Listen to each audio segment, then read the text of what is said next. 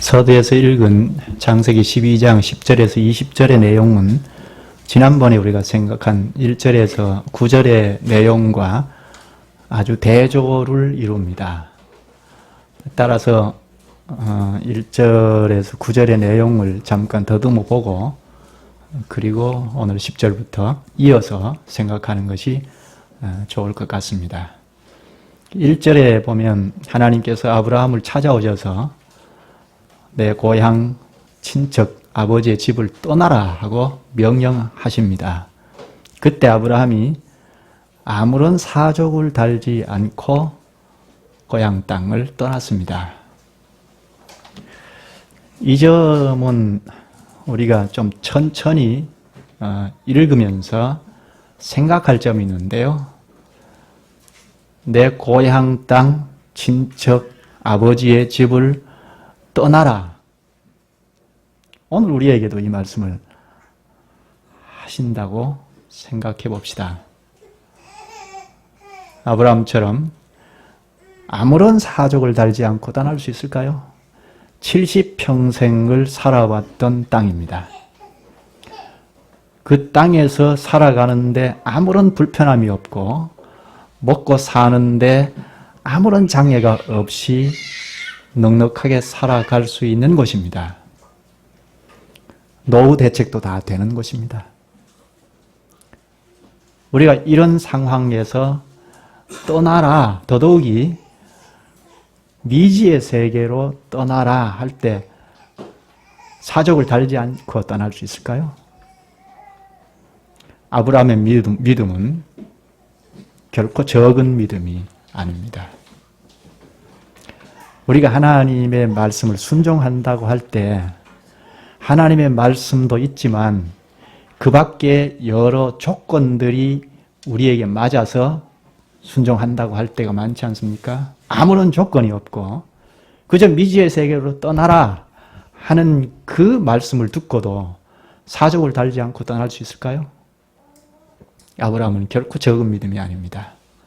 그래서 신약에 와서 히브리서 기자도 아브라함의 믿음을 이렇게 말합니다. 히브리서 11장 8절에 믿음으로 아브라함은 부르심을 받았을 때에 순종하여 장래의 기업으로 받을 땅에 나아갈새 갈 바를 알지 못하고 나아갔으며 합니다.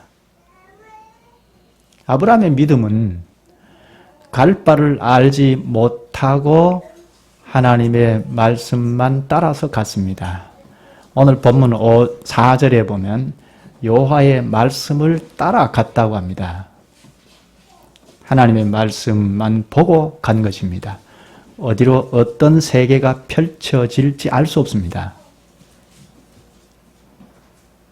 70평생 아무런 불편함이 없이 살던 정든 땅, 친척, 아버지의 집을 다 놓고 떠났습니다.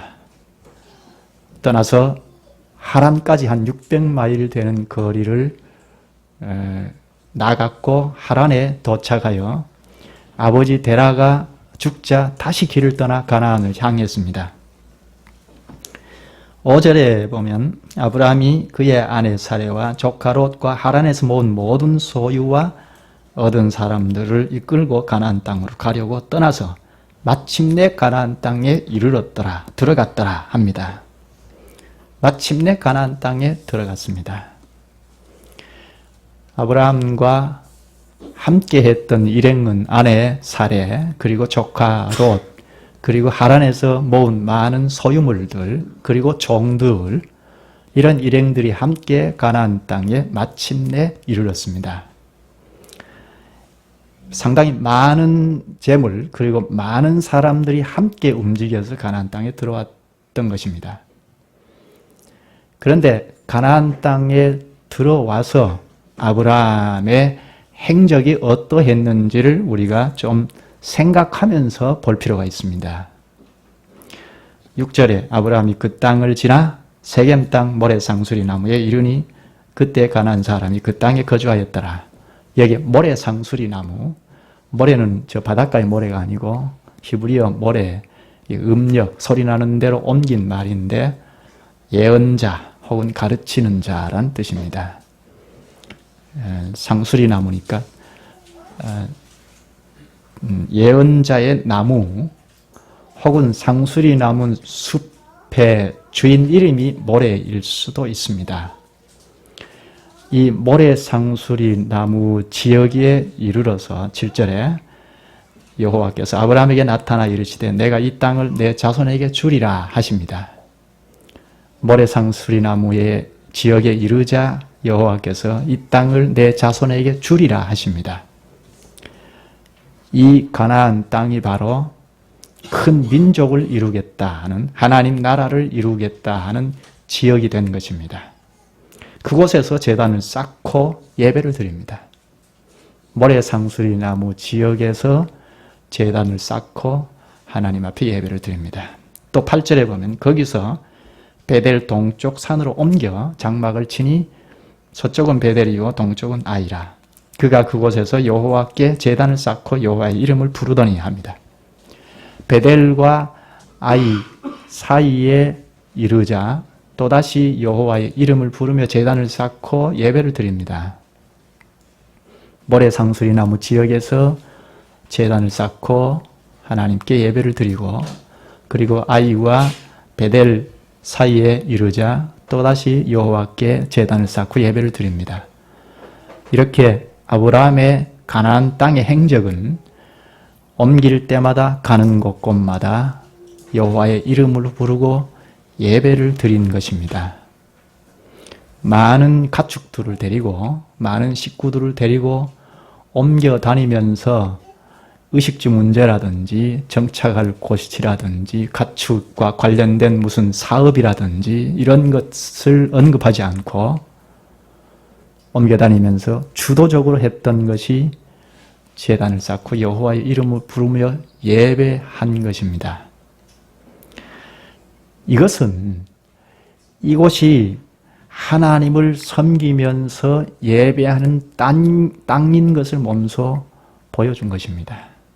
이곳이 하나님을 섬기는 영역이라는 것을 몸소 보여준 것입니다. 나라가 세워질 땅임을 행동으로 보인 것입니다. 이 행위, 아브라함의 행적은 무엇입니까? 교회 행보입니다. 교회가 어디로 이렇게 행보해 나아갈 때 무엇을 해야 합니까? 주도적으로 할 것이 하나님께 나아가 예배하는 것입니다. 교회가 움직이고 행보해 나갈 때 주도적으로 할 일은 마땅히 하나님의 이름을 부르고 예배하는 것입니다. 이게 우리가 해야 할 일입니다. 1절부터 지금까지 쭉 이렇게 보면 여호와 하나님께서 아브라함에게 나타나셔서 말씀을 하시고 그 약속의 말씀을 근거해서 아브라함은 제단을 쌓고 예배를 드립니다. 하나님께서는 말씀으로 오셔서 약속의 말씀을 하시고 그 말씀을 받은 아브라함의 일행들은 그 말씀을 가지고 하나님 앞에 나아가서 예배를 드립니다. 이게 오늘 우리의 예배의 형식입니다. 예배의 모범입니다. 오늘 우리도 하나님께서 말씀으로 오실 때 그 말씀을 경청하여 담아가지고 생활하다가 그 말씀을 가지고 다시 하나님 앞에 나와서 예배를 드리지 않습니까? 이게 예배의 형식입니다. 또 여기서 볼 것은 7절에 보면 이 땅을 내 자손에게 주리라 하는 주님의 약속입니다. 앞에 2절에서 너로 큰 민족을 이루리라 하는 약속을 하지 않았습니까? 그런데 여기 와서는 이 땅을 내 자손에게 주리라 합니다. 이 가나안 땅이 약속의 땅인데 하나님 나라를, 큰 민족이니까 하나님 나라를 이룰 땅인데 그 주역은 아브라함과 아브라함의 자손들이라고 합니다. 아브라함과 아브라함의 자손들이 동역자가 되어서 가나안 땅에서 하나님 나라를 세울 것을 말씀하십니다. 가나안 땅은 약속의 땅이고 하나님 나라를 세워야 할 땅입니다. 그 주역자들은 아브라함과 아브라함으로부터 오는 자손들입니다. 무엇보다 아브라함의 일행들이 가나안 땅에서 했던 행적의 주요점은 하나님을 향하여 예배했다는 것입니다. 가나안 땅에서 아브라함의 일행들이 했던 주요한 일은 무슨 사업을 벌렸거나 무슨 업적을 남긴 것이 아니고 하나님의 이름을 부르며 예배한 것이 주도적인 행위입니다. 그런데 그 땅에서 아브라함 일행들이 벗어나기 시작합니다. 오늘 말씀인데요. 약속의 땅에서 벗어나게 될 때 어떤 일이 생기는지 오늘 좀 보십시다. 9절에 보면 점점 남방으로 옮겨갔더라 하죠. 남쪽 방향으로 옮겨갑니다. 그런데 기근을 맞습니다. 보통의 기근이 아니고 10절에 보면 기근이 심하였다 합니다. 매우 심각한 기근이었습니다. 아브라함은 약속의 땅에 도착한 후에 가는 곳곳마다 하나님의 이름을 부르며 예배하면서 이 지역이 약속의 땅이고 하나님을 섬기는 땅이라는 것을 몸소 나타내 보였습니다. 그런데 이 땅에서 생존의 위협을 당한 것입니다. 아브라함은 더 이상 이 땅에 거하기가 어렵게 되었습니다. 그래서 더 이상 이 땅에 머물 수 없다는 판단을 하고 남쪽으로 애굽 지역으로 내려갑니다. 약속의 땅을 벗어나서 자기 생존 때문에 애굽 지역으로 내려갑니다. 그런데 애굽 가까이 나아가자 아브라함은 위험을 감지하게 됩니다. 그래서 아내와 이렇게 이야기합니다. 11절 중간부터 보면 내가 알기에 그대는 아리따운 여인이라. 애굽 사람이 그대를 볼 때 이르기를 이는 그의 아내라 하여 나는 죽이고 그대는 살리리니. 13절 원하건대 그대는 나의 누이라 하라. 그러면 내가 그대로 말미암아 안전하고 내 목숨이 그대로 말미암아 보존되리라 합니다. 약속의 땅을 벗어나서 애굽 가까이에 이르자 위험을 감지하고 아내와 이렇게 누이라고 속이자 하고 이런 계획을 꾸밉니다. 약속의 땅을 벗어나서 애굽에 이르자 위험을 감지했는데 왜 그랬을까요? 가나안 땅과 애굽이 무엇이 달라서 위험을 감지했을까요? 가나안 땅이라고 위험이 없는 것이 아닙니다. 아직은 기업을 분배받지 못한 땅이지 않습니까? 그런 점에서 애굽이나 가나안 땅이나 다 같이 위험 지역입니다. 나그네로 살아야 하니까요. 그런데 왜 애굽에 가까이 오자 위험을 느꼈을까요? 그것은 하나님께서 가나안 땅을 약속한 땅이라고, 하나님 나라를 세울 땅이라고 약속해 주신 것 때문입니다. 약속의 말씀이 거기에 있었기 때문입니다. 물론 약속의 경계가 뚜렷이 여기까지다 그렇게 경계를 주신 것은 아닙니다. 그런데 아브라함은 막연하게나마 약속의 땅을 벗어났다는 생각을 하고 위험을 감지한 것입니다. 그래서 아내에게 누이라고 속이자 하고 일을 꾸밉니다. 당신과 나 사이에 부부라고 하고 당신이 나의 아내라고 하면 당신은 아리따운 여인이기 때문에 나를 죽이고 당신을 데려갈 것이다. 그러니까 누이라고 속이자 했던 것입니다. 아내의 아름다움이 오히려 그의 목숨을 위협하는 위험 요소가 된 것입니다. 그런데 여기 위험은 그저 일반적인 위험과는 좀 다른 것 같습니다. 나중에 아브라함이 블레셋 땅 그랄 지역에 내려갔을 때도 똑같이 누이라고 속이는데요. 그때 누이라고 속이고서 이유를 설명하기를 20장 11절에 보면 여러분 얼른 한번 찾아보셔도 됩니다. 20장 11절에 보면 아브라함이 이르되 이곳에서는 하나님을 두려워함이 없으니 내 아내로 말미암아 사람들이 나를 죽일까 생각하였으며 합니다. 아브라함은 하나님을 두려워하지 아니한 땅에서 당하는 위험을 말합니다. 애굽 지역도 하나님을 섬기지 않고 하나님을 두려워하지 아니한 땅이라고 업신여겼다 할까요? 혹은 자신은 하나님을 섬기는 사람이라고 자부심을 가졌다 할까요? 그래서 애굽 지역에 가까이 오자 위험을 느낀 것입니다. 이 아브라함이 느낀 생명의 위협은 마치 오늘 하나님의 약속을 받고 구별되어 살아가는 신자가 이 세상에서 당할 수 있는 위험의 한 실례입니다. 경건한 자는 이 세상에서 항상 이와 같은 위험에 노출되어 있다는 사실입니다. 아브라함은 벌써 하나님 나라와 세상 사이, 하나님 나라와 세상 나라 사이에 근본적인 이질성, 차이점이 있다는 것을 경험한 것입니다. 또 이로 인한 깊은 갈등과 위험을 피부로 느낀 것입니다. 그래서 아브라함은 두려워합니다. 세상으로부터 받는 그 위험 요소를 피할 수 없는 위험 때문에 두려워했습니다. 결국에 가서 자신의 신변 안전 때문에 바로 앞에서 아내를 누이라고 거짓말합니다. 그런데 14절부터 잘 읽어보면 단순히 신변 안전 때문만은 아닌 것 같습니다.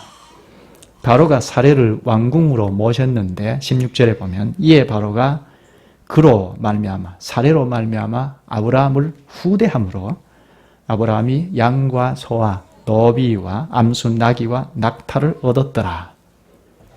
아브라함이 단순히 자기 신변 안전만은 아닌 것을 알 수 있죠. 거짓말한 것 때문에 많은 재물을 얻었다는 것은 자기 성공이 거짓말에 포함이 되어 있습니다. 13절에 보면 13절에 내가 그대로 말미암아 안전하고, 이 말은 당신 때문에 나를 잘 대접해 주리라. 당신 때문에 나를 후대하겠다, 존중해 주겠다 하는 것입니다. 아내를 누이라고 속이고 거짓말하고 아내를 이용해서 단지 적극적으로 자신은 잘 되겠다는 것입니다. 사례를 이용하여 자기 유익만 도모하려는 것입니다. 그러니까 자기 성공이 거기 포함되어 있습니다. 단지 거짓말, 신변 안전을 위해서 거짓말했다고 보기 어렵습니다. 단순한 신변 안전만이라면 많은 재물을 선뜻 받아 챙기겠습니까? 고대 근동 지역에는 신랑 될 사람이, 신부 될 사람의 가족에게 결혼 대가로 예물을 주는 것이 관례였습니다. 그런데 왕이 예물을 줬으니까 얼마나 많이 줬겠습니까? 16절에 왕이 후대했다고 하고, 그리고 아브라함이 양과 소와 노비와 암수 나귀와 낙타를 얻었다고 합니다. 여기 노비는 남녀 종들을 말합니다.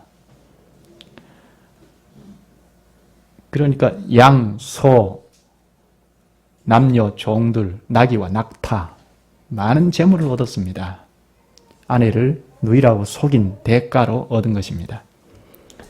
설사 본의 아니게 이런 선물을 많이 받았다 하더라도 정직하게 내가 속였다고 왜 말 못했을까요? 끝내 입을 열지 않고 거짓을 밝히지 않았습니다. 이것은 결국 자기 아내를 팔아서 이득을 챙긴 것과 똑같은 것입니다. 아내를 팔아먹고 자기 성공을 꾀했다는 것입니다. 많은 재물을 챙겼다는 것입니다. 영광의 하나님을 믿고 70년간 정든 땅, 고향 땅을 버리고 가나안 땅에 들어온 아브라함은 가는 곳곳마다 하나님의 언약을 생각하고 이곳이 하나님을 섬기는 지역이다 하고 몸소 실천했습니다. 그래서 그런데 그 땅을 벗어나는 순간 사정없이 무너지게 됩니다. 이런 일을 하나님은 묵과하지 않으셨습니다. 바로 하나님께서 바로 왕에게 찾아가서 바로와 그 집을 치셨습니다. 17절에 보면 큰 재앙을 내렸다고 하는데 여호와께서 아브라함의 아내 사레의 일로 바로와 그 집에 큰 재앙을 내리신지라 합니다. 바로와 그 집을 치신 원인이 어디에 있습니까? 아브라함이 아내를 누이라고 속인 데 있죠.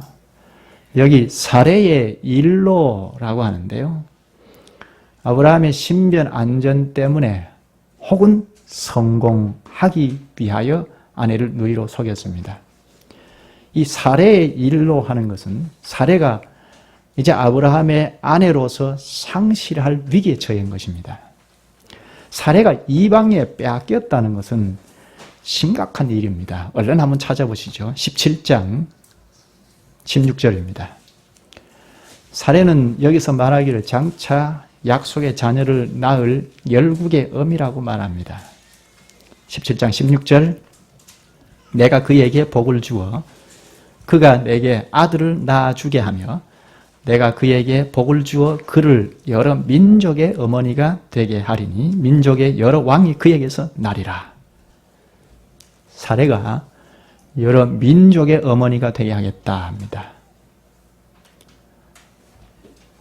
이 사레가 열국의 어미라는 말입니다. 사레의 자손들이 민족을 이룬다는 이야기죠.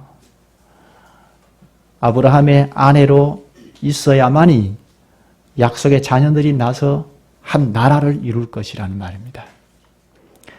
이렇게 사레는 여러 민족을 태어나게 할 계승자이죠. 아주 중요한 자리를, 배역을 맡은 자인데 이 사레가 이방 왕에게 빼앗겼다는 것은 큰 위기입니다. 그래서 하나님께서 그냥 두고 볼 수 없어서 바로와 바로 가정을 치셨습니다. 이것은 크신 사랑이죠. 하나님의 약속을 맺고 있는 백성들을 사랑하신 사랑의 발로로 이방인 왕을 치신 것입니다. 아브라함은 아내를 대수롭지 않게 생각하고 빼앗아 가든지 하고 많은 재물을 챙겼을지라도 하나님은 그대로 묵과할 수 없었던 것입니다. 그래서 바로와 그 집을 재앙을 내리셨습니다. 아브라함이 잘못했는데 왜 바로와 그 집이 재앙을 받았을까요? 이것이 하나님께서 자기 백성들, 언약민들을 사랑하는 방식입니다. 설사 언약민이 잘못했다 하더라도 하나님께서는 다급할 때는 이방인들을 치시는 것입니다. 사례를 급하게 건져야 하니까 바로 재앙을 내리신 것입니다. 바로와 그 집을 재앙을 내린 정도는 경고의 수준입니다. 바로 왕을 당장 죽일 수도 있지 않습니까? 그러나 하나님은 경고하는 수준으로 치셨습니다.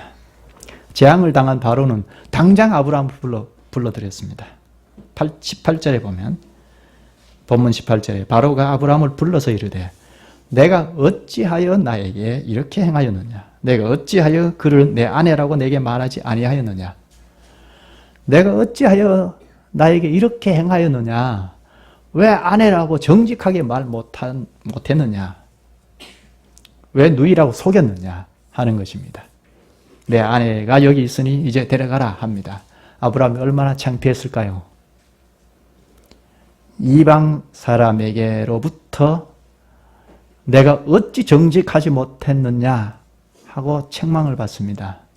얼마나 창피했을까요? 하나님은 이렇게 당신의 백성들을 부끄럽게 하십니다. 내가 어찌하여 나에게 이렇게 행하였느냐? 어찌하여 나에게 거짓말을 하였느냐?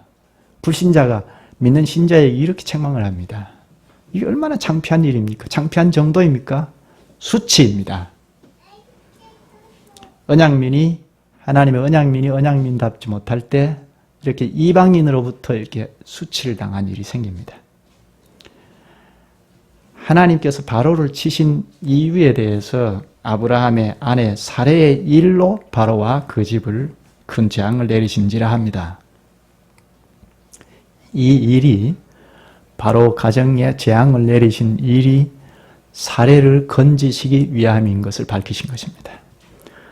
사례는 결코 아브라함 외에 다른 사람의 아내가 될 수 없습니다. 천국 하나님 나라의 약속을 받은 아브라함의 아내로서의 지위가 박탈될 수 없음을 확인하신 것입니다.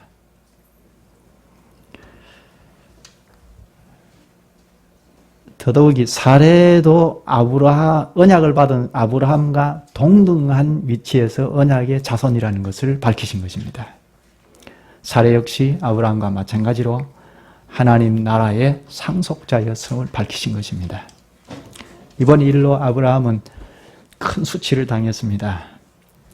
아내의 정절을 보호해야 할 남편의 일반적인 의무를 저버렸습니다. 뿐만 아니라 하나님을 모르는 이방인이고 하나님을 두려워할 줄 모르는 땅이라고 멸시한 바로 그들로부터 하나님을 믿는 자가 성결하고 또 정직한 모습을 보이지 않았고 그들에게 정직한 모습을 보이지 않았고 그 때문에 이방인에게 책망을 받는 수모를 당했습니다.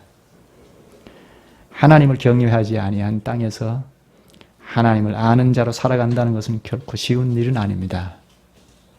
항상 위험에 노출되어 있고 생명의 위협을 받아야 하는 위험한 삶입니다. 이런 위험 앞에서 두려워한다는 것은 어쩌면 당연한 일인지도 모릅니다. 그러나 아브라함은 한 가지 사실을 오해하고 있었습니다. 바로 약속의 땅 밖에서 존재하는 세계이지만 이 세상도 역시 하나님의 통치가 있는 곳이라는 사실을 잊었습니다. 비록 약속의 땅에서 베풀어진 하나님의 은혜의 다스림과는 차이가 있지만 이 세상도 하나님의 다스림이 있는 세계입니다. 이 세상의 다스림을 우리는 권능의 왕국이라고 하지 않습니까? 이 세상도 하나님은 권능으로 다스리십니다. 하나님께서 이 세상도 하나님 손아귀에서 다스리는 것입니다. 그런데 아브라함은 위기에 처하자 인간적인 방식으로 그 일을 해결하려고 했습니다. 애국은 물론 바로가 왕으로 다스리는 것이고 그 다스림을 받는 백성들은 여러 신들을 섬기는 자들입니다. 하나님을 전혀 모르고 두려워하지 않는 사람들입니다. 그럼에도 불구하고 이곳은 역시 하나님 손아귀에 하나님 주권 영역에 있습니다. 이곳에서도 역시 하나님께서 권세를 주셔서 왕으로 세우기도 하고 패하기도 하십니다. 바로 가정에 재앙을 내리니까 바로가 속수무책이지 않았습니까? 그 권세를 가진 바로 왕도 아무런 대책을 못 세웠습니다. 이처럼 하나님 손아귀에 있는 곳입니다. 만일 이런 하나님을 잘 알고 믿었더라면 아브라함이 자신의 안전과 편익을 위하여 거짓말하는 이런 비겁함을 보이지 않았을 것입니다. 하나님이 이 세상에도 권능으로 통치하신다는 사실을 알고 있었더라면 하나님 앞에 두려움을 가지고 자문을 구해도 구했을 것입니다. 자기 생명을 구하고자 누이라고 거짓말하는 이런 비겁함은 보이지 않았을 것입니다. 자기 아내를 누이라고 속여서 문제를 더 크게 만들었습니다. 물론 아브라함이 이 거짓말하는 것이 악한 거짓말이라고 말하기는 어렵습니다. 이복 누이이기 때문입니다. 사례는 이복 누이입니다. 그러니까 완전한 거짓말이다. 그렇게 보기는 어려운데 아브라함은 이렇게 교묘하게 거짓말하는 것입니다. 우리의 모습인데요. 우리가 이렇게 교묘합니다. 문제는 아브라함이 하나님의 방법이 아닌 인간적인 방법을 가졌다는 것이 문제입니다. 약속을 받은 자 아닙니까? 하나님으로부터 약속을 받은 자이니까 하나님께 물어도 물었어야 할 것 아닙니까? 아마 하나님께 물어서 행동했다면 애굽으로 가지 않았을 수도 있고 갔다 하더라도 애굽에서 이런 수모를 당하지는 않았을 것입니다. 아주 문제를 쉽게 해결했을 수 있습니다. 이 아브라함의 행미, 모습이 누구의 모습입니까? 오늘 우리의 모습입니다. 많은 성도들이 어떤 문제에 직면하면 하나님께 여쭤보기보다는 우선 자기 방법으로 이모저모 해결하려고 노력합니다. 이것이 어리석은 일인데도 말입니다. 왜 자기 힘대로, 자기 방법대로, 자기 지혜를 짜내서 해결하려는 것이 어리석은 일입니까? 우리의 일거수일투족이 다 하나님 눈 안에 있기 때문입니다. 눈앞에 있기 때문입니다. 문제에 직면했을 때 하나님께 아뢰고 도움을 구한다면 극히 어려운 문제가 별로 없을 것입니다. 자기 방식대로 문제를 해결하는 사람은 하나님과 진실되이 교제하는 일이 아닌 사람일 수 있습니다. 백성 중에 어리석은 자들아 너희는 생각하라. 무지한 자들아 너희가 언제나 지혜로울까? 귀를 지으신 이가 듣지 아니하시랴? 눈을 만드신 이가 보지 아니하시랴? 뭇 백성을 징벌하시는 이 곧 지식으로 사람을 교훈하시는 이가 징벌하지 아니하시랴? 여호와께서는 사람의 생각이 허무함을 아시느니라. 시편 94편 8절에서 11절 말씀입니다. 참으로 아쉬운 것은 아브라함이 아주 좋은 기회를 잃어버린 것입니다.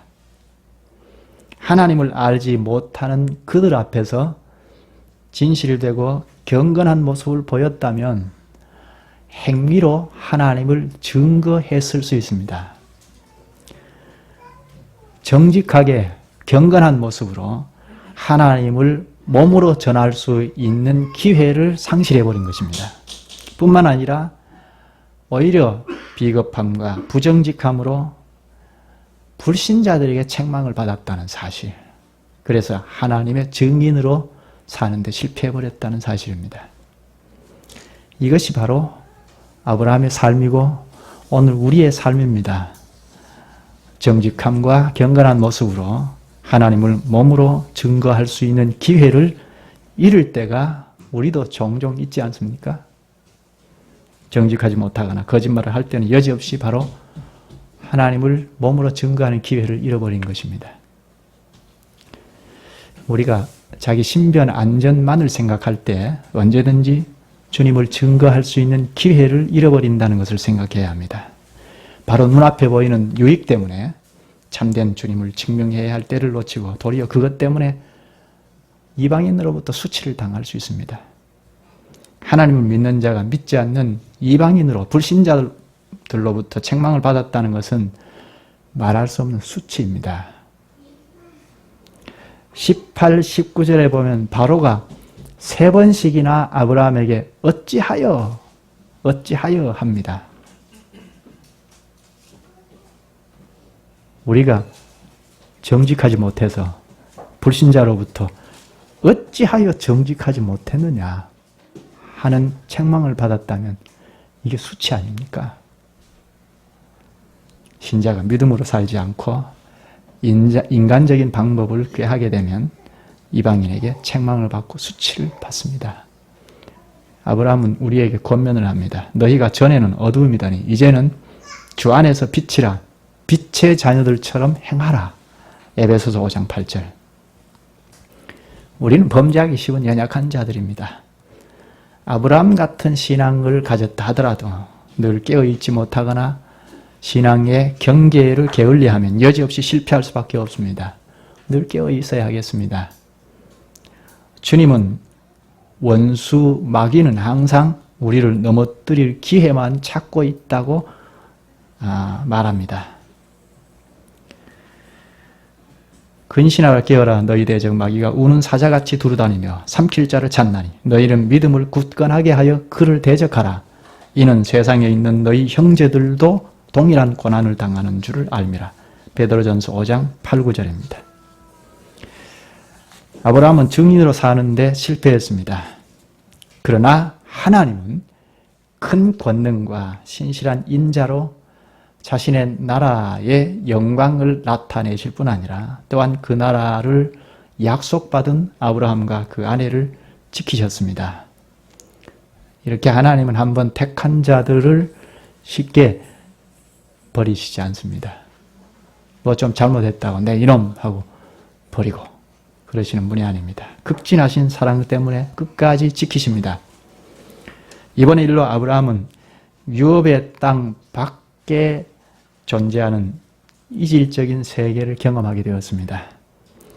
그곳에서는, 세상에서는 하나님을 경외하는 자가 겪게 되는 위험이 있다는 것을 몸소 체험했습니다. 그러나 그런 위험 가운데서 자기 백성을 지키시고 보호하시는 하나님의 극진하신 사랑과 능력을 확인하게 되었습니다. 의인은 고난이 많으나 여호와께서 그의 모든 고난에서 건지시는도다. 시편 34편 9절입니다. 네, 오늘 여기까지 하시죠. 자비하신 주님, 주님께서